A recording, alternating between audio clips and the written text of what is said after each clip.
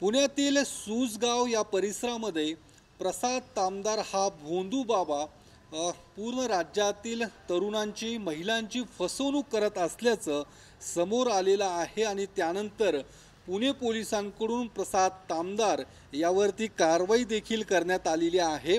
मात्र हा प्रसाद तामदार नेमका कशा पद्धतीने लोकांची फसवणूक करत होता ते देखील आता पुणे पोलिसांच्या तपासातून समोर आलेला आहे।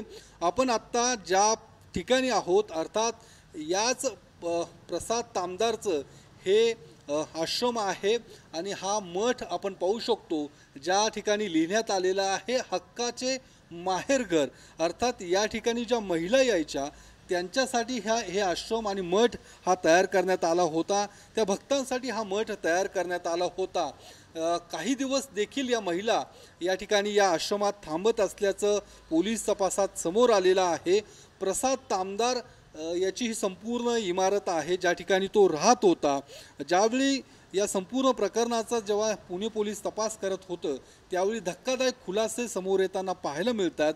प्रसाद तामदार हा याचं जे शिक्षण झालेलं आहे अर्थात CA पर्यंत शिक्षण झालेलं आहे आणि त्यानंतर त्याने बाबा होण्याचा विचार केला, तसा निर्णय घेतला आणि त्यानंतर या ठिकाणी या प्रसाद तामदारने आपला आश्रम थाटल्याचं आपल्याला पाहायला मिळते आणि याच आश्रमात राज्यातून ठिकठिकाणी शहरातून जे काही भाविक यायचे भक्त यायचे ते आपली समस्या घेऊन यायचे आणि त्या ठिकाणी हा जो प्रसाद तामदार होता तो तंत्रज्ञानाच्या माध्यमातून या भक्तांच्या मोबाईलमध्ये एक ॲप डाउनलोड करायचा आणि या ॲपच्या माध्यमातून त्या भक्ताच्या दिवसभरातील जी काही माहिती होती तो स्वतःच्या मोबाईलमध्ये पाहत होता आणि त्यानंतर भक्त ज्यावेळी समोर आल्यानंतर त्याची जी काही माहिती तो देत होता त्यामुळे या भक्तांचा विश्वास अधिक या बाबावरती गूढ होताना पाहायला मिळत होता आणि त्याची या माध्यमातूनच प्रसाद तामदार हा लोकांची फसवणूक करत होता।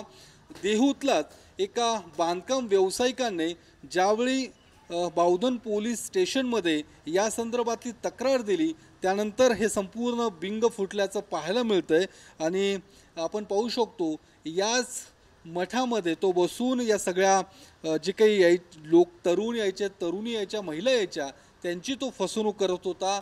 लाखो रुपये या बाबाने उकळल्याचं देखील पोलीस तपासातून समोर आलेला आहे।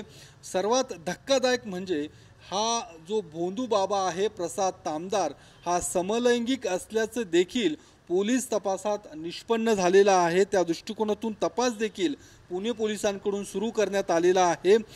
ज्या पद्धतीने या संपूर्ण तपासामध्ये बांधकाम व्यावसायिक आणि त्याचा मेहुणा जो आहे त्यांची फसवणूक झाल्यानंतर गुन्हा दाखल झालेला आहे। मात्र यामध्ये आणखीन काही लोकांची फसवणूक झाल्याचं देखील समोर आलेलं आहे। मात्र एकूण बदनामी होऊ नये म्हणून अनेकांनी तक्रारी देखील दिलेल्या नाहीयेत। मात्र आपण पाहू शकतो या प्रसाद तामदारकडून कशा पद्धतीने तंत्रज्ञानाचा वापर करून लोकांची फसवणूक केली जात आहे हे देखील आता समोर आलेलं आहे। बावधन पोलिसांकडून प्रसाद तामदारला अटक करण्यात आलेली आहे। त्याला 4 तारखेपर्यंत पोलीस कोठडी देखील सुनावण्यात आलेली आहे। हा जो मठ आहे हा देखील पोलिसांकडून सील करण्यात आलेला आहे। मात्र एकूण आधुनिक तंत्रज्ञानाच्या काळामध्ये अशा पद्धतीचे भोंदू बाबा भक्तांची आणि लोकांची कशा पद्धतीने फसवणूक करतात त्यांच्या समस्येचं निराकरण करण्याचं कारण देत लाखो रुपये देखील उकळले गेलेले आहेत आणि धक्कादायक म्हणजे अनेकांचं लैंगिक शोषण देखील अशा या भोंदू बाबांकडून होताना आपल्याला पाहायला मिळतंय। कॅमेरामन अभिजित पिसेसह योगेश बोरसे, TV9 मराठी, पुणे।